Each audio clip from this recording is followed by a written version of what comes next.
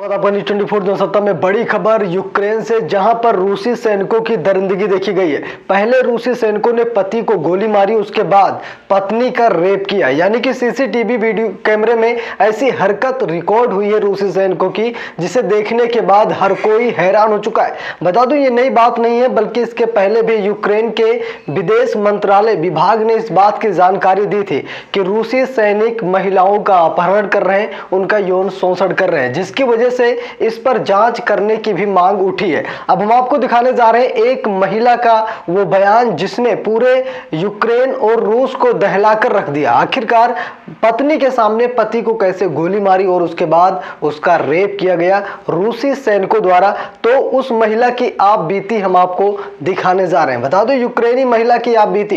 रूसी सैनिकों ने पहले पति को गोली मारी, फिर मेरे अस्मत लूटी, जिंदा लाश की तरह 4 साल के बेटे को लेकर मैं वहां से भागी हूं। बता दो, यूक्रेन की एक महिला ने दावा किया है कि रूसी सैनिकों ने उसके घर में घुसकर उसके पति की गोली मारकर हत्या कर दी और उसकी इज्जत भी लूटी। इस घटना से डरा हुआ उनका 4 साल का बेटा उस वक्त बगल के कमरे में रो रहा था। अब भी वो सहमा हुआ है। पीड़िता के मुताबिक 9 मार्च को उसे घर का दरवाजा खुलने की आवाज सुनाई दी। इसके बाद कदमों की आहट हुई। रूसी सैनिकों ने सब कुछ खत्म कर दिया। पीड़िता ने कहा कि एक सैनिक ने मेरे सिर पर बंदूक तान दी। उसने कहा कि मैंने तुम्हारे पति को गोली मार दी है। रूसी सैनिकों ने मुझे चुप रहने को धमकाते हुए कहा, वरना बच्चे को भी गोली मार दूंगा। कुछ देर बाद मेरा बेटा डर से रोने लगा। यूक्रेन की एक महिला ने दावा किया कि रूसी सैनिकों ने उसके घर में घुसकर उसके पति की गोली मारकर हत्या कर दी और उसकी अस्मत लूटी है। बता दो, इस घटना से डरा हुआ उसका 4 साल का बेटा उस वक्त बगल के कमरे में रो रहा था। अब भी वो सहमा हुआ है। पीड़िता के मुताबिक 9 मार्च को उसके घर का दरवाजा खुलने की आवाज सुनाई दी। इसके बाद कदमों की आहट हुई।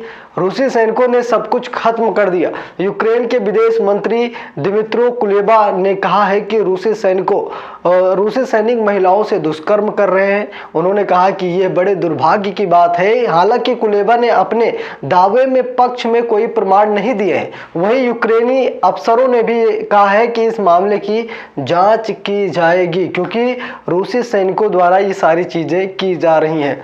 बता दो, ये कोई नई बात नहीं है। आप इतिहास उठाकर देख लीजिए, जब भी किसी देश की सेना किसी दूसरे देश में घुसती है तो वहां पर सबसे ज्यादा अपराध महिलाओं पर ही किए जाते हैं, सबसे ज्यादा अत्याचार महिलाओं पर ही किए जाते हैं, जैसा कि आज रूस और यूक्रेन की जंग में हो रहा है। अगर ये यूक्रेन की सेना अगर रूस में घुसती तो ऐसा ही कुछ नजारा होता, लेकिन रूस की सेना यूक्रेन में घुसी है तो स्वाभाविक है कि जहां पर जंग होती है वहां पर सेना की आजादी होती है। सेना कुछ भी कर सकती है। वैसे तो सेना के अंदर ये मानवता होनी चाहिए, सेना के अंदर महिलाओं का सम्मान होना ही चाहिए, लेकिन वो लोग काफी ज्यादा हिंसक हो जाते हैं, दरिंदे हो जाते हैं। और आज सेना तो छोड़िए, बल्कि पुतिन खुद बड़े दरिंदे बन चुके हैं, उनके ऊपर खून सवार हो चुका है। और जहां पर जंग को खत्म करने की बात की जा रही है, लेकिन वहीं पर जंग दिन ब दिन बढ़ती चली जा रही है और महिलाओं का जीना मुश्किल हो चुका है। यूक्रेनी महिलाओं का जीना मुश्किल हो चुका है।